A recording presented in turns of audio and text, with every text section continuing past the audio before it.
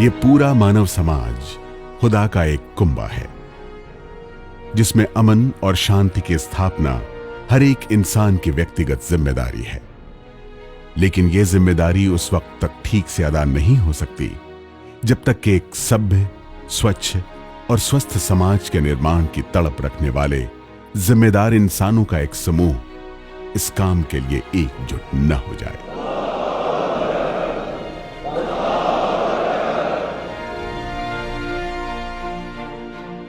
हम समझते हैं कि यह जिम्मेदारी उस वक्त और भी बढ़ जाती है जब कोई खुद को एक खुदा की बंदगी करने वाला मुसलमान कहे।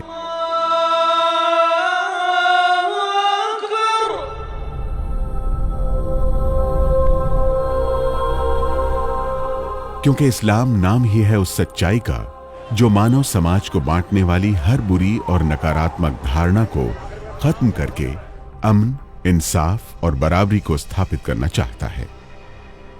इसके लिए जरूरी है कि इंसानों के दरमियान खिंची हुई गलत लकीरों को मिटाकर पहले उसे एक ईश्वर से जोड़ने का जतन किया जाए। वही जतन जो धरती के सबसे पहले इंसान और खुदा के पैगंबर हजरत आदम अलैहिस्सलाम से लेकर आखिरी पैगंबर हजरत मोहम्मद मुस्तफा सल्लल्लाहु अलैहि वसल्लम ने अपने अपने समय में किया और अंधकार से भरी इस दुनिया को खुदा से जोड़कर अमन, चैन और न्याय का गहवारा बना दिया।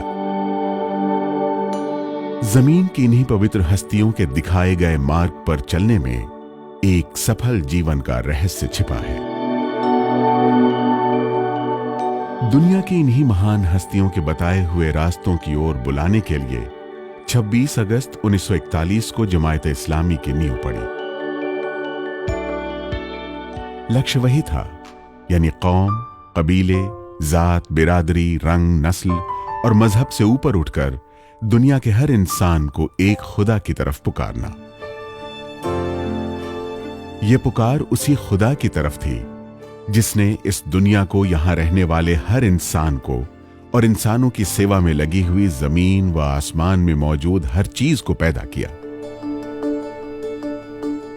जिंदगी के हर मोड़ पर इंसानों की रहनुमाई और उनके मार्गदर्शन के लिए हर कौम और इलाके में अपने पैगंबर और दूत भेजे।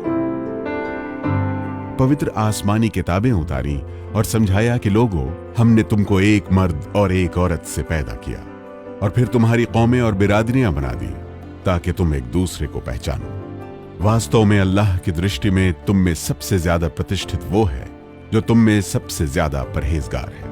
यकीनन अल्लाह सब कुछ जानने वाला और खबर रखने वाला है। दुनिया के तमाम इंसानों को बिना किसी भेदभाव के पुकारने वाली यह आवाज उसी पवित्र कुरान की है जिसे इस सृष्टि के रचयिता ने अपने आखिरी पैगंबर हजरत मोहम्मद सल्लल्लाहु अलैहि वसल्लम पर उतारा। जिंदगी के हर मोड़ पर मानवता को मार्गदर्शन देने वाली इस किताब की इसी आवश्यक और उसूली पुकार को लेकर उठने वाली जमात के सफर का आगाज 72 सदस्यों की साझेदारी से हुआ।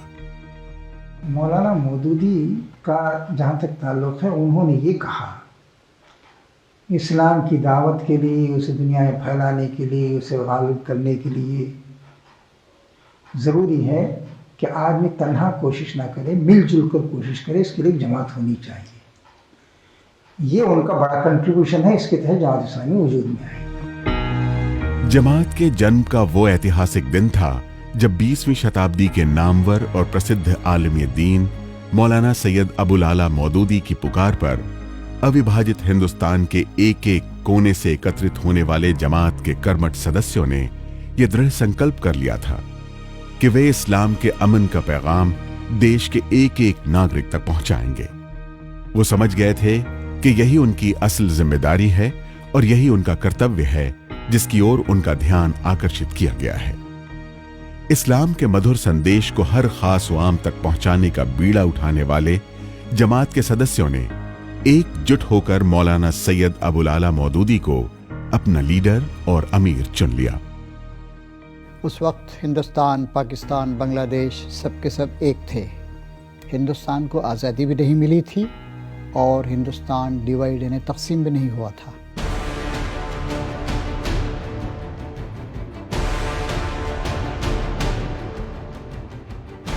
जमात इस्लामी की स्थापना का ये वो दौर था जब हमारे मुल्क को अंग्रेजों की जबरिया सल्तनत से मिलने वाली आजादी की रूपरेखा अभी साफ तौर पर निखरी नहीं थी। हम अगर बंटवारे की दर्दनाक घटना अविभाजित भारत के दरवाजे पर दस्तक जरूर देने लगी थी।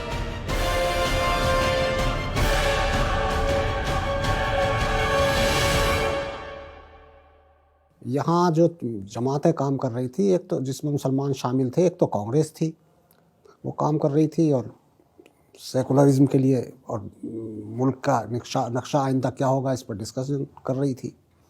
दूसरे मुस्लिम लीग थी, इसमें मुसलमान शामिल थे, वो पाकिस्तान की डिमांड कर रहे थे। कुछ और लोग भी थे जो समाजी इस्लाह के कामों में लगे हुए थे। लेकिन मौलाना मौदूदी ने ये बात कही कि भाई अल्लाह का दीन तो ये पूरी ज़िंदगी के लिए है। देश बंटवारे के कगार पर खड़ा था। हालात किसी के काबू में नहीं थे।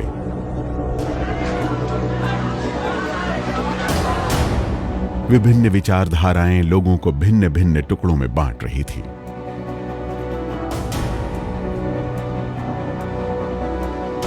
समस्याओं की भीड़ में समाधान नदारद थे।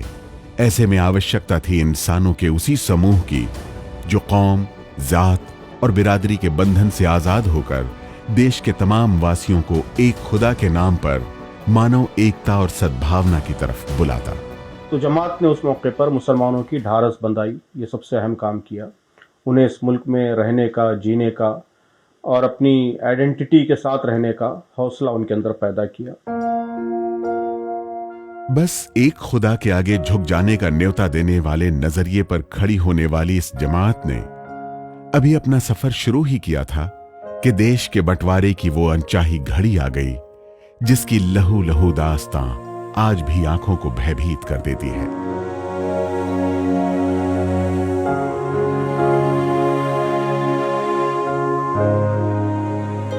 मुल्क की ये वो तकसीम थी जिसने धरती के सीने पर ही नहीं बल्कि करोड़ों इंसानों के दिलों में भी दरारें डाल दी थी।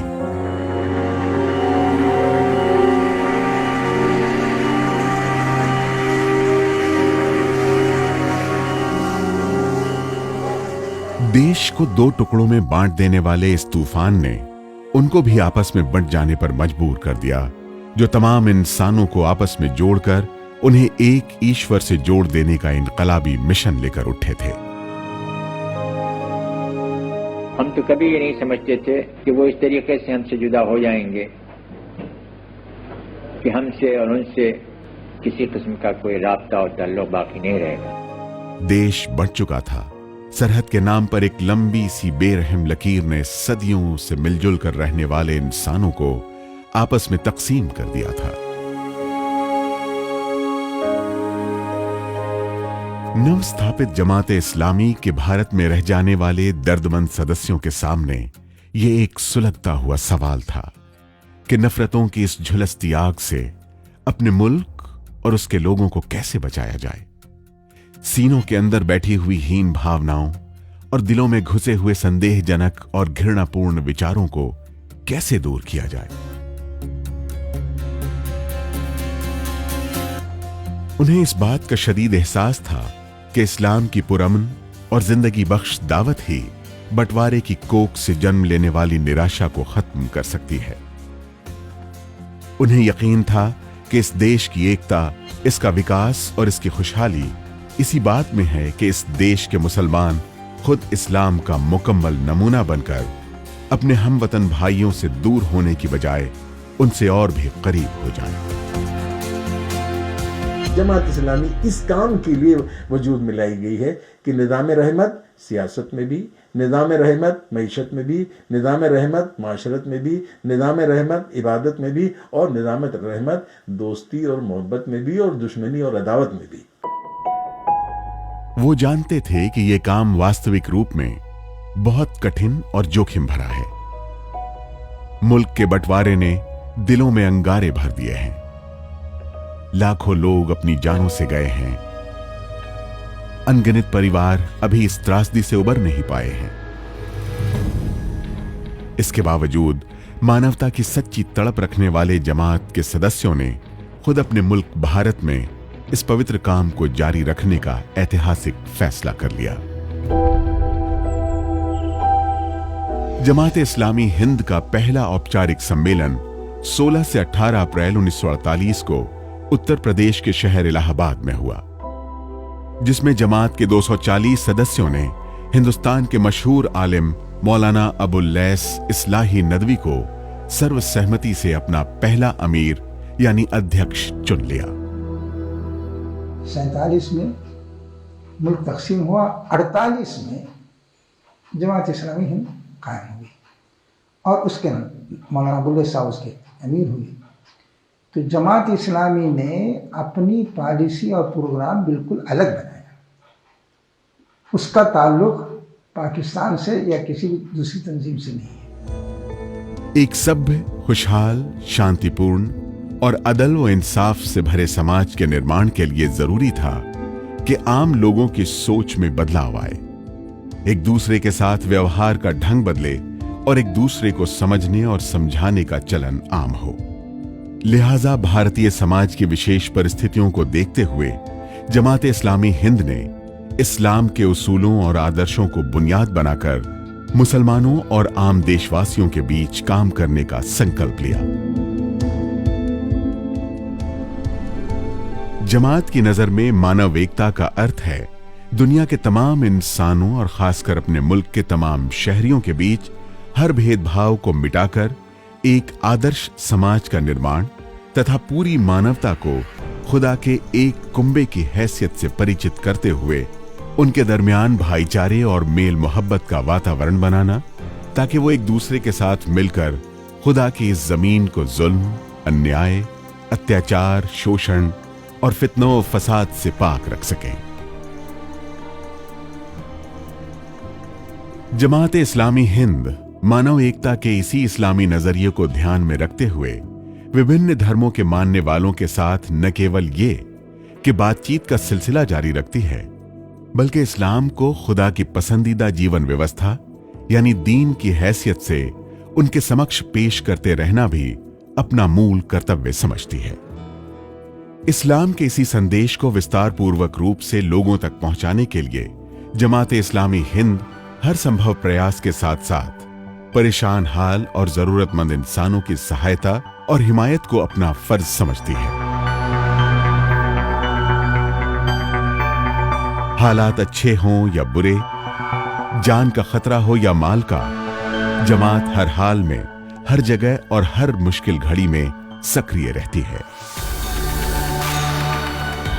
बाढ़, सूखा, आगजनी और सांप्रदायिक दंगे हों या फिर अन्य प्राकृतिक आपदा, पीड़ितों की मदद और उनके पुनर्वास के लिए जमात एक आम समाज सेवी संस्था की शक्ल में सदा तत्पर रहती है। जमात इस्लामी हिंद मुसलमानों के किसी विशेष वर्ग, गिरोह, मसलक और फिरके की जमात नहीं है, बल्कि यह खुदा की ओर पुकारने वाली एक बेलाग और निष्पक्ष आवाज है जो मुसलमानों से जुड़ी कुछ विशेष सामाजिक समस्याओं के समाधान के लिए आवश्यकता अनुसार कोशिशें भी करती है। ये रफाही काम में या तालीमी काम में मजहबी कोई डिफरेंशिएशन नहीं करता। हम मुसलमानों की तालीम, उनका रोजगार, उनकी सामाजिक समस्याएं और इस्लाम के नाम से उनके बीच जारी गलत रस्म रिवाज, ये कुछ ऐसी जटिल समस्याएं हैं जिनके समाधान के लिए जमात खुद को बाध्य समझती है। मुस्लिम समुदाय को दरपेश इन चुनौतियों को नजरअंदाज करके मुसलमानों में सुधार की उम्मीद करना अस्वाभाविक लक्ष्य के सिवा कुछ और नहीं। इसीलिए जमात मुस्लिम समुदाय के बीच उनके मसाइल के हल के लिए अपनी कोशिशों से पीछे नहीं हटती। इस दुनिया में जो लोग भी बसते हैं, जो लोग इंसान हैं, वो सब अल्लाह के बंदे हैं। इसलिए इस्लाम सबको बराबर की हैसियत से ट्रीट करता है। अपनी एक अलग और साफ सुथरी छवि रखने वाली जमात देश की अन्य मुस्लिम संस्थाओं और जमातों के दरमियान भी एक मजबूत कड़ी समझी जाती है। वो चाहे मुस्लिम पर्सनल लॉ बोर्ड हो या मुस्लिम मजलिस मुशावरत या फिर मुसलमानों का कोई और महत्वपूर्ण इदारा। जमाते इस्लामी हिंद की सक्रिय साझेदारी उनका एक अटूट हिस्सा है। अपने ठोस और तार्किक साहित्य द्वारा लाखों मुसलमानों को सही इस्लाम की मुख्य धारा से जोड़ने तथा आम देशवासियों को इस्लाम के मुख्य संदेशों से परिचित कराने वाली जमात देश में अमन व अमान का माहौल बनाने, मानव अधिकारों की रक्षा करने और मजलूमों को न्याय दिलाने के लिए देश की संस्थाओं और सिविल सोसाइटीज के साथ चलने, उनका भरपूर साथ देने और उनको साथ लेकर चलने में विश्वास रखती है। अपना अकीदा, अपना मज़हब, अपना यकीन, ईमान, दीन ये थोपना ये इस्लाम के तकाज़ों के भी खिलाफ है। सरकारें केंद्र की हों या राज्यों की, देश और इसके 125 करोड़ शहरियों के हित में जारी होने वाली हर सरकारी योजना और नीति जमात की नजरों में सराहनीय है। वहीं सरकारों की जन विरोधी योजनाओं और नीतियों की निंदा और उनका विरोध भी जमात की स्पष्ट पॉलिसी और कार्यक्रम का एक अहम हिस्सा है।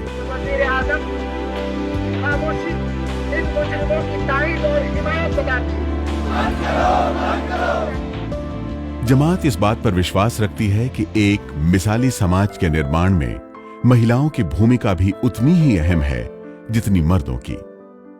इसी सोच के तहत जमात ने आम महिलाओं को भी इस कार्य में शामिल किया। ये महिलाएं न सिर्फ ये कि जमात की सदस्य हैं, बल्कि इन्हें जमात की उच्च स्तरीय समितियों में भी शामिल रखा गया है। जमात के मुख्तलिफ विभागों में रहकर ये महिलाएं पूरी सक्रियता से अपनी भूमिका निभा रही हैं। जमात इस्लामी हिंद ने अव्वल रोज से ही औरत ख़वातीन की इस अहमियत का अंदाज़ा करते हुए उनको भी इसमें बराबर का शरीक रखा है। महिलाओं के साथ ही स्कूल, कॉलेज और मदरसों में पढ़ने वाली छात्राओं में भी इस्लाम की सही समझ पैदा करने और समाज के तई उन्हें ज्यादा से ज्यादा कारगर बनाने के लिए जमात ने राज्य स्तर पर GIO यानी गर्ल्स इस्लामिक ऑर्गेनाइजेशन की नींव रखी, जो पिछले कई दशकों से स्कूलों, कॉलेजों और मदरसों में सक्रिय है। इस समय हजारों छात्राएं इससे जुड़ी हुई हैं, जिनमें मुस्लिम छात्राओं के अलावा आम छात्राएं भी शामिल हैं। इस्लाम को एक संपूर्ण जीवन व्यवस्था के तौर पर दुनिया के समक्ष पेश करने वाली जमात मुल्क व समाज की तरक्की और इसके निर्माण में युवा वर्ग की सक्रिय साझेदारी के मद्देनजर उसकी सही इस्लामी तरीके पर तरबियत को अपनी कार्य प्रणाली का मुख्य बिंदु समझती है। तो ये जो तरबियत का कॉन्सेप्ट अल्लाह उसके रसूल ने दिया है और जमात इस्लामी ने उसको अडॉप्ट किया है, ये बहुत अहम है और हम इसको लेके चल रहे हैं। इसके लिए जमात ने स्कूल, कॉलेज और मदरसों के छात्रों के लिए SIO यानी स्टूडेंट इस्लामिक ऑर्गेनाइजेशन नामक एक छात्र संगठन भी बनाया है, जो इस वक्त देश के मुस्लिम नौजवानों की सबसे बड़ी संस्था बन चुकी है। पिछले लगभग 30 वर्षों से मुल्क के आम छात्रों एवं नौजवानों में चरित्र निर्माण के साथ साथ उनसे जुड़ी हुई प्रत्यक्ष समस्याओं पर काम करने वाले इस छात्र संगठन के हजारों सदस्य हैं, जबकि इससे सहमति रखने वाले आम छात्रों की तादाद लाखों में है। जिस आदर्श के लिए जमात ने नौजवानों को, युवाओं को तैयार किया है, वो कोई सांप्रदायिक आदर्श नहीं है, वो कोई जातीय आदर्श नहीं है। उसका ताल्लुक किसी पर्टिकुलर संप्रदाय से, किसी पर्टिकुलर जात से या किसी पर्टिकुलर सेक्शन ऑफ सोसाइटी से नहीं है, बल्कि सारी मानवता के लिए, सारी मानवता के विकास के लिए, इंसानियत की तरक्की के लिए काम करने का जज्बा उसने नौजवानों के अंदर पैदा किया है। इस्लाम की तरफ अपनी दावत को बढ़ाने, उसके खिलाफ फैली हुई अनगिनत गलत फहमियों और भ्रांतियों को दूर करने और उसकी सही तालीमात को आम करने के लिए उर्दू, हिंदी और अंग्रेजी के अलावा देश की 17 भाषाओं में कुरान का अनुवाद तथा अन्य इस्लामी साहित्य की तैयारी और उसके प्रकाशन को जमात के दावती गतिविधियों का केंद्र कहा जा सकता है। कोई शख्स किसी भी जुबान में पढ़ना चाहे तो हम कहते हैं कि अल्लाह की किताब है तुम्हारे सामने, मुझे ना देखो, इस किताब को देखो। समाज के आम बेगुनाह, मजलूम, कमजोर और दबे कुचले लोगों को कानूनी मदद देने और उन्हें दूसरी सहायताएं पहुंचाने के लिए जमात हर पल तैयार रहती है। इस काम को बेहतर ढंग से करने के लिए जमात इंसानियत का दर्द रखने वाले वकीलों और समाज सेवियों के साथ साथ APCR यानी association for protection of civil rights जैसे इदारों को प्रोत्साहन और तीव्रता प्रदान करती है और उनके साथ कदम से कदम मिलाकर चलना अपना फर्ज समझती है।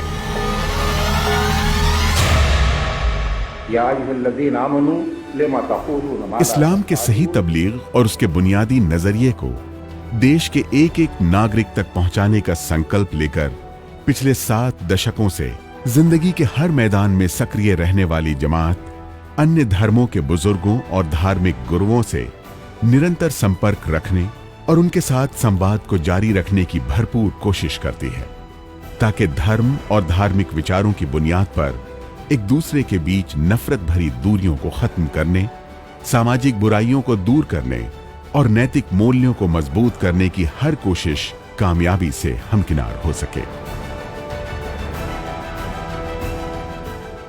इस्लाम की कौली व अमली दावत यानी व्यवहारिक और सैद्धांतिक दावत ही दरअसल जमात का मकसद है।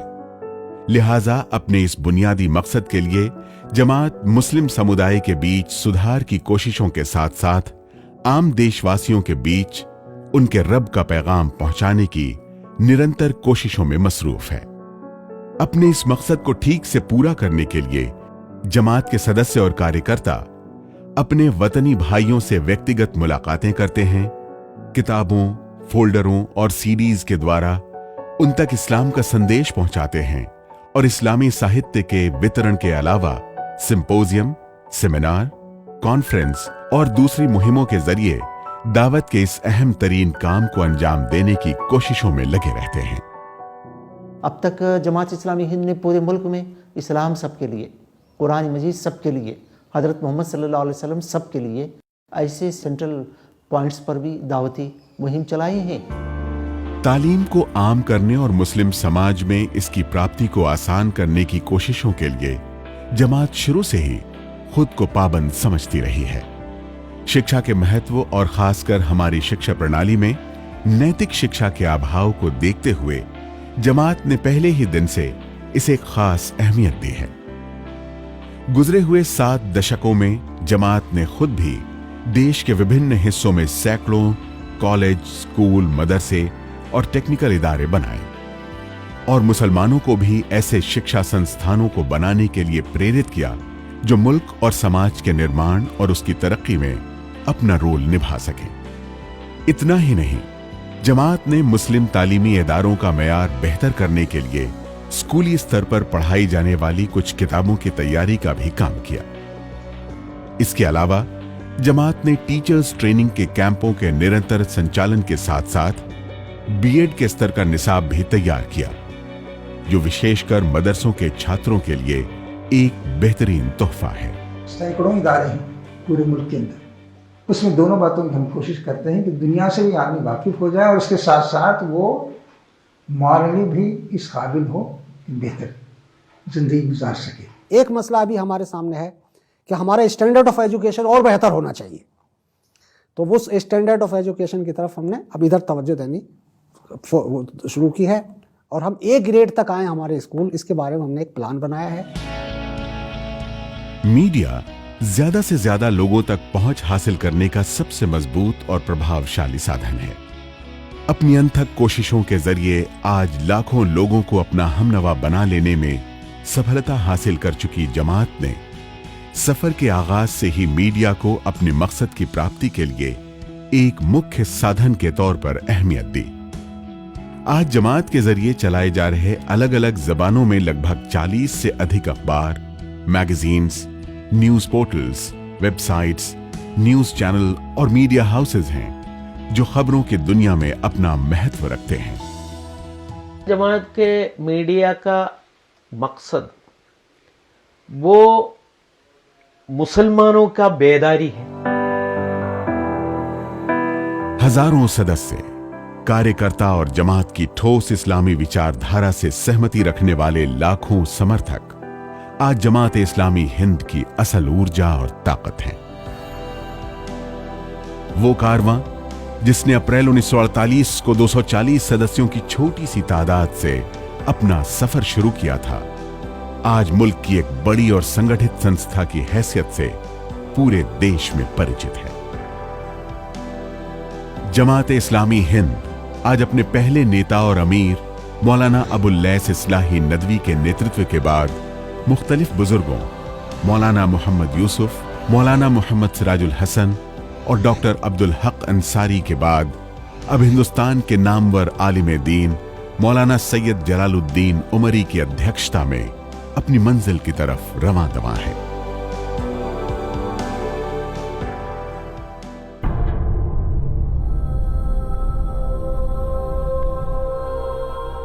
सात दशकों के इस लंबे सफर में जमात पर कठिन वक्त भी आया, इम्तिहान और आजमाइश की घड़ियां भी आईं और बेतुके विरोधों के तूफानों से भी गुजरना पड़ा। अपनों और परायों के दिए हुए दुख भी झेलने पड़े। वर्ष 1975 में इमरजेंसी के दौरान और फिर 1992 में जब बाबरी मस्जिद शहीद की गई, जमात इस्लामी हिंद को अपने नाकर्दा गुनाहों की पादाश में सरकारी पाबंदियों का सामना भी करना पड़ा। जाहिर है कि मुसलमानों में और इस्लाम के नाम पर काम करने वाली जमातों में एक जमात नुमाया जमात है।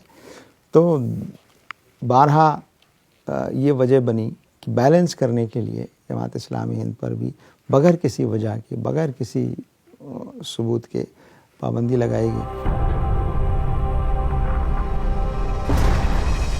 जमात के लगभग तमाम बुजुर्गों और सदस्यों को जेलों में कैद रहने की मुसीबतें भी झेलनी पड़ी, मगर जमात और उसके कर्मठ सदस्यों के पांव लड़खड़ाए नहीं।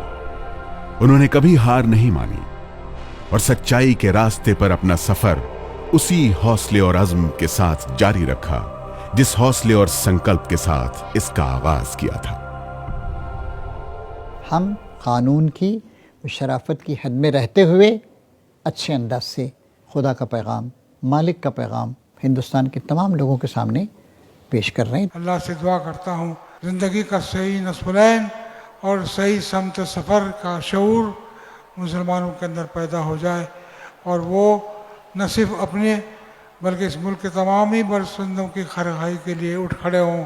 जमात इस्लामी हिंद समझती कि ऐसा समाज जो नैतिकता पर आधारित हो और न्याय पर आधारित हो, वो ईश्वरीय मार्गदर्शन के मुताबिक ही बन सकता है। जो इस संदेश पर विश्वास रखते हैं, यानी जो अपने आप को मुस्लिम कहते हैं, वो इस संदेश के मुताबिक अपना व्यक्तिगत और सामाजिक जीवन बनाकर उसका एक नमूना लोगों के सामने पेश करें और इस संदेश को लोगों तक पहुंचाने का जो उनका दायित्व और जिम्मेदारी है उसको भी वो अदा करें।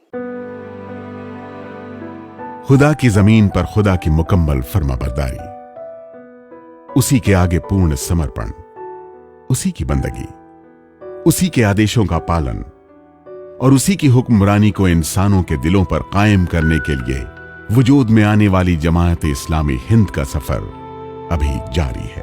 हमारे वसाइल, हमारी ताकत, हमारी तवानाई, हमारी क़ुव्वत अल्लाह के दीन के लिए हो और हम जब खुदा के हाथ में पहुंचे, ऐ अल्लाह जो तूने दिया था हमने खाली कर दिया। परलोक के उस मकाम तक के लिए जहां ईश्वर की आवाज खुद अपने नेक बंदों को पुकार कर कहेगी, ऐ नफ्स मुतमईन, चल अपने रब की ओर इस हाल में कि तू अपने नेक अंजाम से खुश और अपने प्रभु के नजदीक पसंदीदा है। शामिल हो जा मेरे नेक बंदों में और दाखिल हो जा मेरी जन्नत में।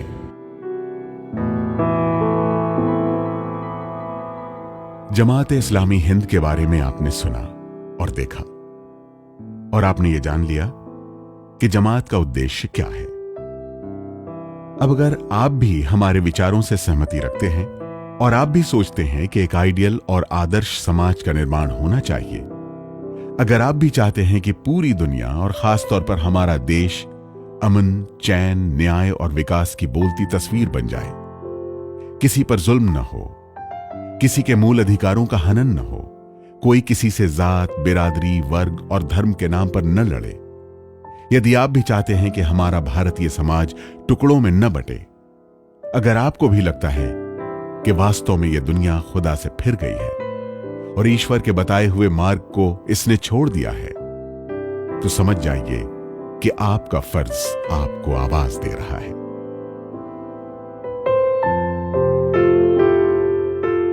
यकीनन आप भी चाहते होंगे कि इस दुनिया में भी आप एक कामयाब जिंदगी गुजारें और प्रभु की खुशी के नतीजे में प्रलोक में भी स्वर्ग आपका भाग्य बने।